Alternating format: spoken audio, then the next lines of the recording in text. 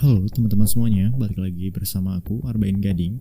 Nah, di dalam video kali ini aku pengen menceritakan yaitu merupakan kisah yang sangat tragis dari Junko Furuta yang merupakan gadis paling cantik yang disiksa dan diperkosa secara brutal karena menolak cinta seorang antek-antek dari Yakuza.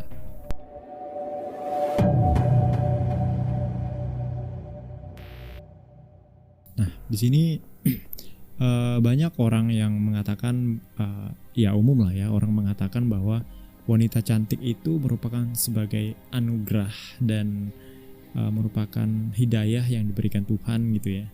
Nah, tapi tidak bagi si Junko Furuta tersebut. Dengan kecantikannya tersebut, ia merasa bahwa kecantikannya tersebut itu merupakan kayak sebuah kutukan gitu. Kutukan seperti yang dialami oleh si gadis ini. Di sini si Junko Furuta itu merupakan gadis yang populer di kelasnya. Dia mendapatkan banyak kayak bullying gitu karena teman-temannya iri dengan kecantikan dari si Furuta ini. Tapi itu tidak seberapa. Ternyata kepopulerannya itulah yang mengantarkan dia menjadi korban penculikan, penyiksaan, pemerkosaan gitu. Dan sampai akhirnya pembunuhan oleh si remaja lelaki yang memiliki koneksi dengan si Yakuza tersebut.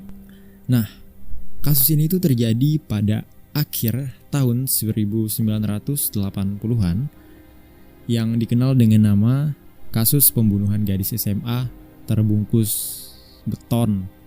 Gila nggak tuh? Terbungkus beton, cuy.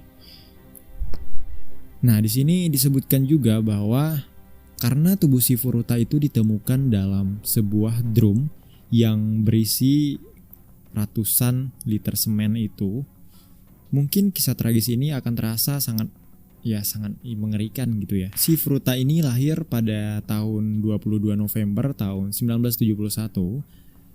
Di sini ia tinggal bersama orang tua, kakak, dan adik laki-lakinya. Seperti siswi SMA di Jepang ya, kayak pada umumnya gitu lah ya. Si Furuta ini melakukan kerja paruh waktu hingga petang usai pulang sekolah tersebut. Awal mulanya itu ketika seorang laki-laki bernama Hiroshi Miyano yang punya reputasi sebagai tukang bully dan memiliki koneksi dengan Yakuza itu tertarik pada kecantikannya tersebut gitu. Nah, biasanya Miyano dan kawan-kawannya itu menyukai perempuan yang nakal gitu. Suka kayak minum alkohol, merokok, kayak pakai narkoba, dan pokoknya hal-hal negatif yang mereka lakukan itu mereka suka gitu. Nah, di sini justru kebalikannya, yaitu justru anak baik-baik seperti si Furuta ini akan direndahkan oleh geng seperti itu gitu. Namun suatu hari Miyano itu membuat kayak pengecualian gitu. Ia tertarik pada para si Furuta katanya. Bodo amat lah sama tingkah laku dari si Furuta itu, yang penting cantik gitu kan. Nah, di sini Miyano menyatakan cinta. Namun si Furuta menolak dengan alasan ia sedang tak berminat untuk pacaran katanya. Selama si Furuta ini di sekolah, siswa di sekolah kayak mau-mau aja gitu menuruti kemauan dari si Miyano, apalagi kalau bukan karena mereka takut kepada Yakuza, karena si Miyano ini kan merupakan kayak ya geng Yakuza lah, bisa dibilang kayak gitu. Miyano dan koneksi Yakuzanya pamer kekuasaan dengan cara kayak menebar dan mengeksploitasi ketakutan orang lain. Sehingga penolakan dari Furuta itu membuat Miyano kayak marah gitu, kayak nggak terima gitu ditolak oleh perempuan gitu. Nah, di sini kehidupan yang dialami oleh si Furuta itu bagai neraka karena geng Yakuza, cuy. Gila nggak tuh? Nggak mau, tapi dipaksa gitu loh.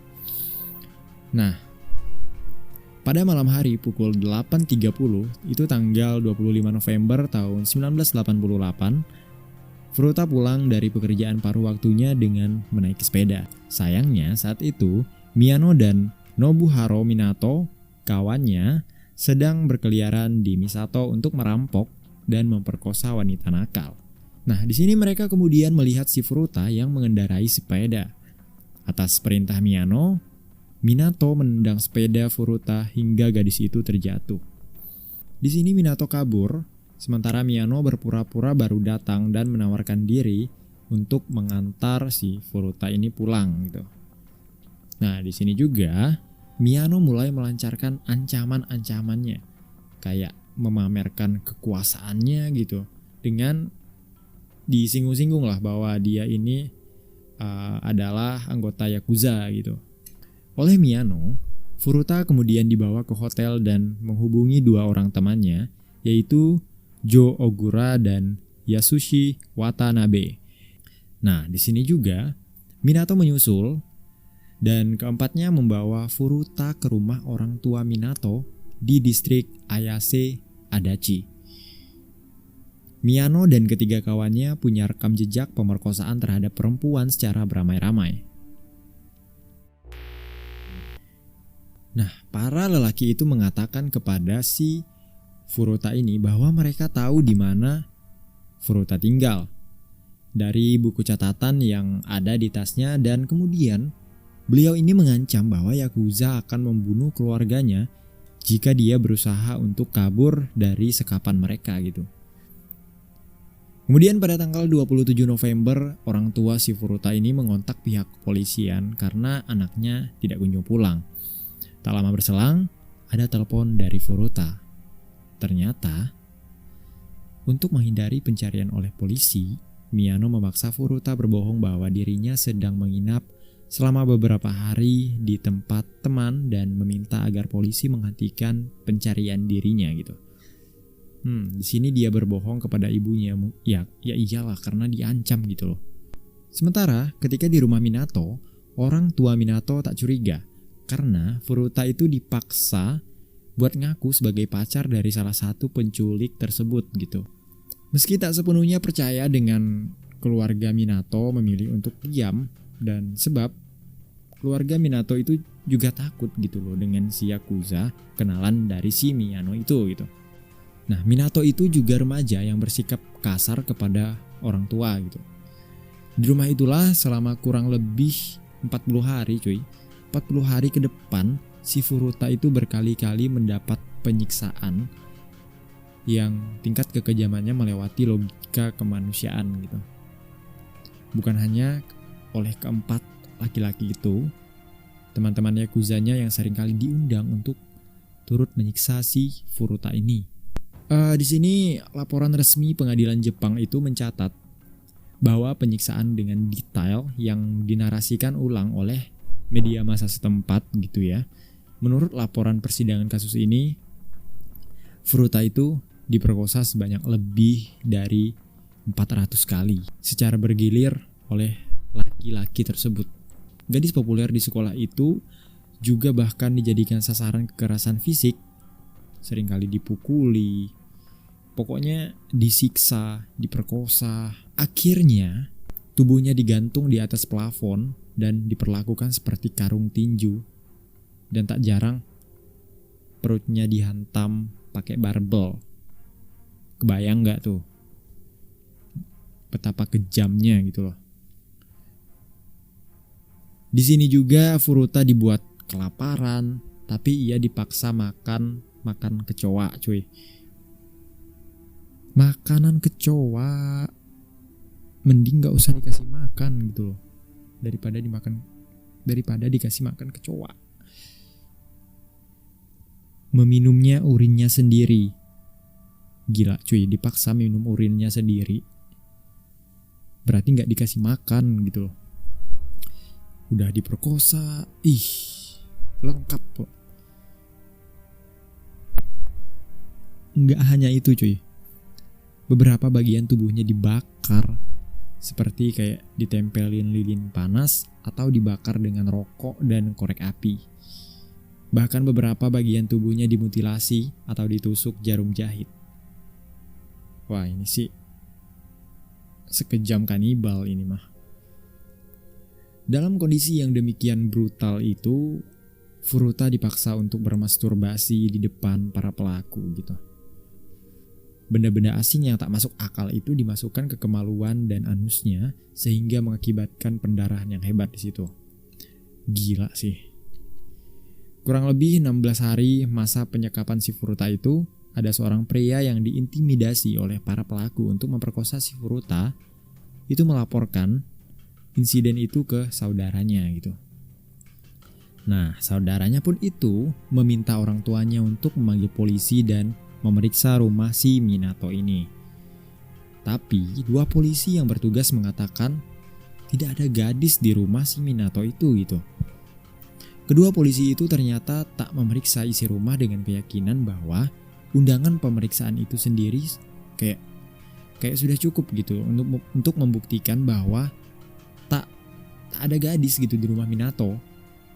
Nah, di sini juga pada akhirnya kasus ini kedua polisi itu dipecat cuy.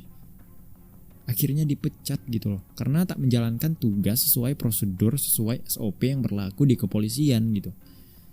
Pada tahun 1988, setelah 1 bulan berada dalam penyekapan, si Furuta itu mencoba menelpon pihak kepolisian. Gila ya, nggak kebayang betapa menderitanya si Furuta ini gitu loh. Namun upaya yang dilakukan oleh si Furuta itu gagal karena ketahuan oleh si Miyano itu. Memang Miyano bangsat ini. Furuta kemudian dihukum, kakinya dibakar, sementara anusnya dimasuki botol besar hingga mengalami pendarahan dan kejang-kejang. Gila, kejam amat, kenapa nggak?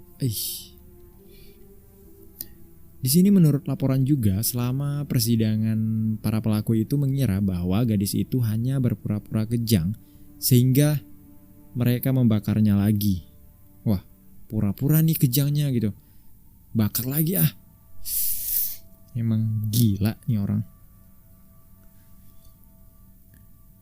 Furuta selamat dari semua siksaan itu yang membuatnya terus mengalami pemerkosaan dan siksaan lainnya bertubi-tubi dialami oleh si Furuta ini. Duh dek.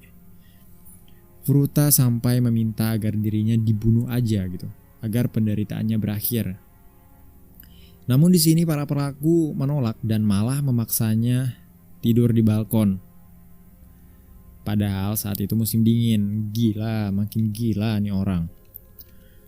Karena kerasnya siksaan yang ia dapetin, si Furuta dapetin gitu loh, ia akhirnya kehilangan kontrol kandung kemih dan ususnya. Furuta lalu dipukuli karena mengotori karpet. Dia juga tidak dapat makan atau minum karena akan muntah gitu loh. Setiap makan minum, muntah, makan minum muntah. Dan itu yang ngebuat karpet kotor sehingga makin dipukuli, makin dihajar gitu. Memasuki Januari, penyiksaan demi penyiksaan itu membuat kondisi fisik si Furuta berubah. Wajahnya membengkak, luka-luka di sekujur tubuhnya dari mulai ujung kaki sampai ujung rambut mulai kayak bengkak, busuk gitu loh.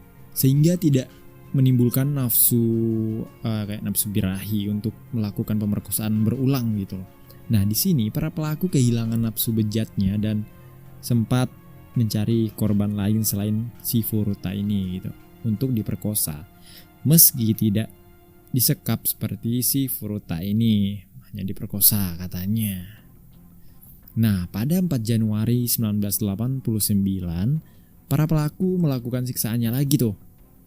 Mereka memukuli Furuta dengan barbel, menendang, meninju, meletakkan 2 lilin pendek di kelopak matanya. Wah, gila nggak tuh?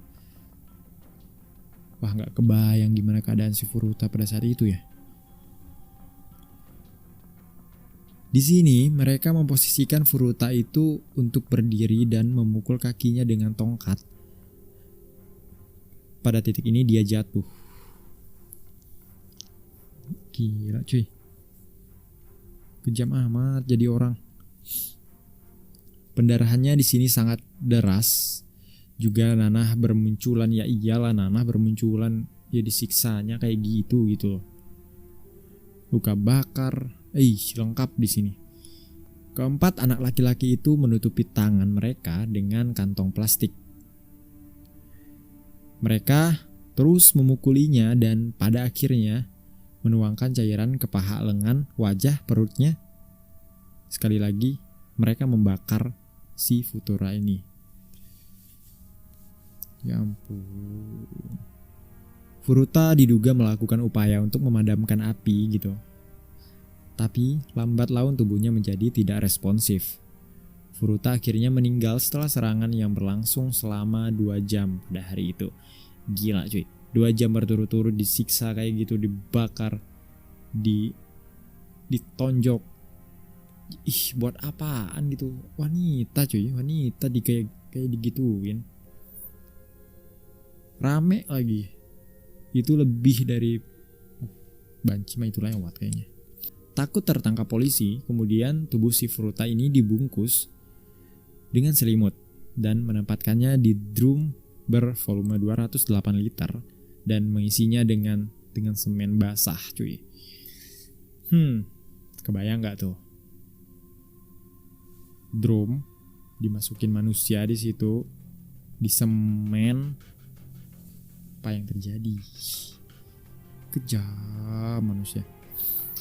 Nah, pada pukul 8 malam, mereka membawa drum ke sebuah daerah bernama Koto di Tokyo.